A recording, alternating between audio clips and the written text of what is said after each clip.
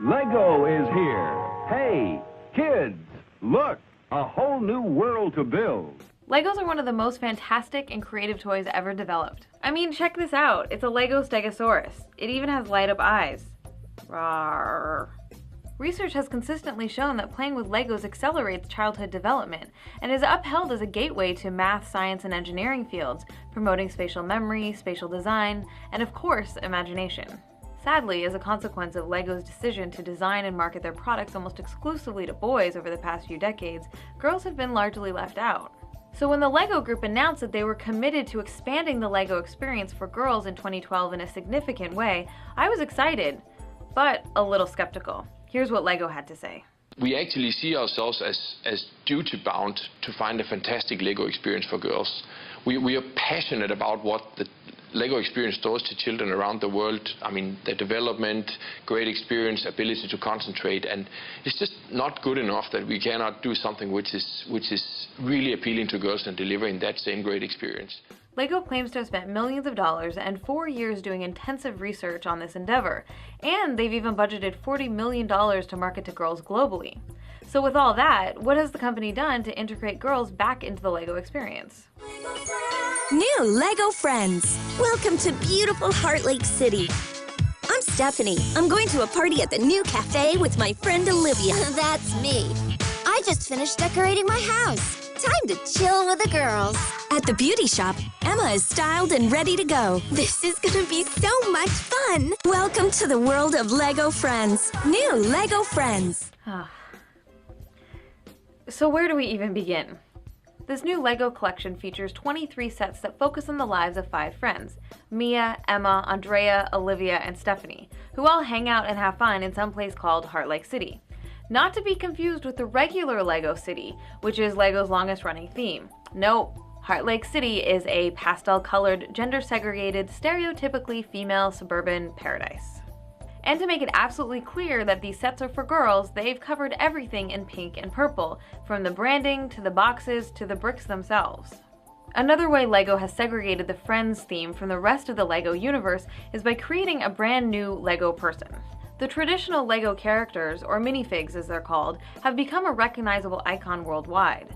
The minifigs are the centerpiece of the entire Lego universe, featured in their video game and movie franchises, extended merchandise, and even in their theme parks. By contrast, the new Bratz Barbie-style Ladyfig, or mini doll, featured in Heart Lake City, is taller, curvier, and they wear little skirts. By essentially making the mini doll an entirely separate species, it just works to further segregate the Lego Friends theme from the rest of the Lego universe. The Friends theme sets focus on traditionally female-identified tasks, including baking at the City Park Cafe, getting your hair done at the Butterfly Beauty Shop, taking care of pets at the Heart Lake Vet, or homemaking at Olivia's house. Out of the initial 14 offerings, the only set that breaks out of this mold might be Olivia's Inventor's Workshop, which would be really awesome if it weren't for the inexplicable decision to make all of her tools purple. Now, there's nothing inherently wrong with pink and purple. I'm sometimes fond of these colors. Obviously. Pink and purple are just 2 options out of the rainbow of brick colors available in the Lego universe. The problem is, pink and purple hardly ever appear in the sets marketed to boys, and Heart Lake City is dominated entirely by these soft pastel colors. There is also nothing inherently wrong with Lego sets that include places to live, places to eat, beauty salons, entertainment venues, etc. These are all establishments you'd expect to find in pretty much any city. But here is where Lego starts to go horribly wrong. First, the activities featured in the Friends theme, such as baking, cooking, caregiving, homemaking, decorating, hairstyling, are rooted in deeply stereotypical and limiting roles for women in children's toys, and sadly, in society in general. Second, these types of establishments only exist in the girls' world of Heart Lake City. The real Lego City, on the other hand, you know, the one that comes in the blue boxes, that's marketed almost exclusively to boys, has dozens of city sub-themes, including search and rescue, police, firefighters, construction, the spaceport, which are all traditionally male-identified occupations, though they shouldn't be. Noticeably absent are any places for the Lego City minifigures to live or eat. Isn't it curious that there's almost no housing, entertainment, or restaurant sub-themes in Lego City?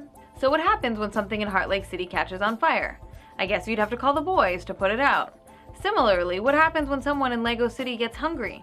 I guess you'd have to call the girls to bake them something. This is just absurd. Now you may be thinking to yourself that kids don't have to follow the instructions, they could build whatever they want out of the Lego sets. Girls could build spaceships out of the beauty salon, for example. The problem is that the Friends theme was developed from the ground up based on a story of 5 friends, and everything that girls are meant to do with the set revolves around that specific story. This severely limits the possibilities of what most girls will do with the sets. And there's nothing in the rest of the Lego universe that will encourage girls to think outside the gendered walls of Heart Lake City. It seems as though Lego is convinced that boys and girls just naturally have different interests. The Lego Group CEO said, "We focused on creating a play experience centered on the joy of creation while heeding the way girls naturally build and play." Using the language of natural or nature in reference to gender infers that girls are biologically predisposed to like dolls and pink things. As noted by Peggy Ornstein in her book Cinderella Ate My Daughter, if we look to the turn of the century, this gendered color dynamic was actually reversed. In the early 1900s, blue was associated with baby girls and pink with baby boys. Really? It might be hard to believe, but you can look it up. This demonstrates that color association with gender is a social construct. It's not biological, it's not genetic, it's not natural, it's made up. Contrary to Lego's press release that states that Lego Friends is the first 100% Lego building experience fully optimized to girls' tastes and interests. Lego has tried this type of gender stereotyping before. Here's a quick history of Lego's ridiculous attempts to market to girls.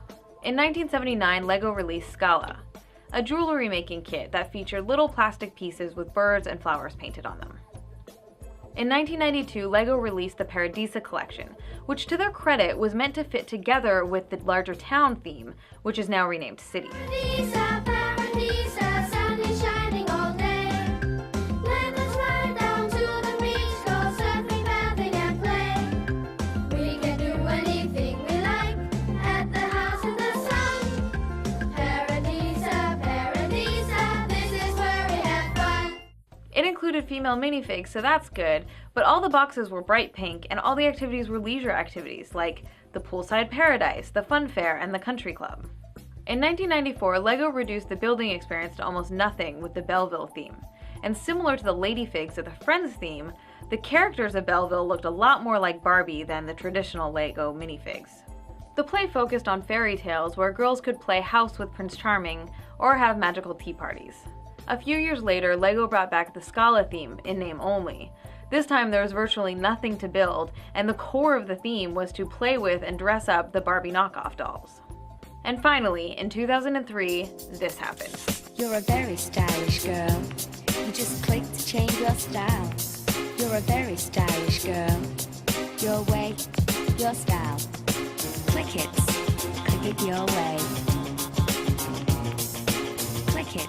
So they brought back custom jewelry making with Clickets. I have no idea how this product is associated with Lego since it has none of the iconic Lego elements. This brings us back to 2012 and the new Friends theme. New Lego Friends. Welcome to beautiful Heart Lake City.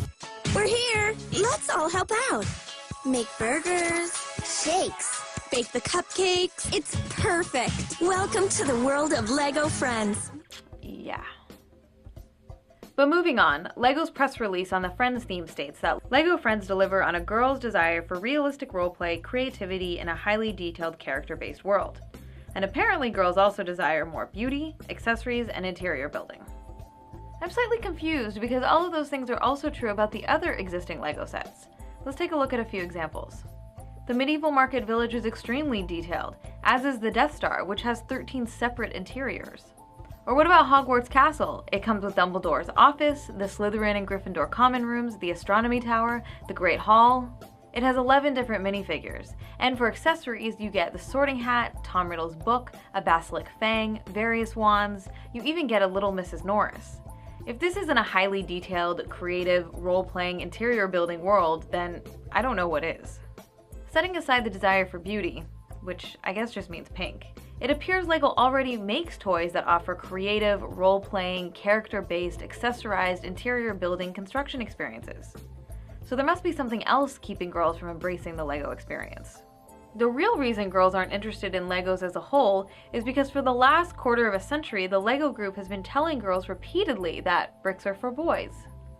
How did Lego's products shift from its initial, relatively gender-neutral universal building experience to a more male-dominated, male-identified one? Well, it didn't happen by accident. Join me for part 2 of my Lego and gender video series where I'll dig into exactly how this happened, starting with a brief history of Lego's TV commercials, including Zach, the Lego Maniac. I'll also offer Lego a couple of suggestions to fix their gender segregation problem. I hope you enjoyed that video. It was probably my most ambitious project to date and took an enormous amount of time to put together. Please help keep Feminist Frequency going by donating today. You can visit feministfrequency.com/donate.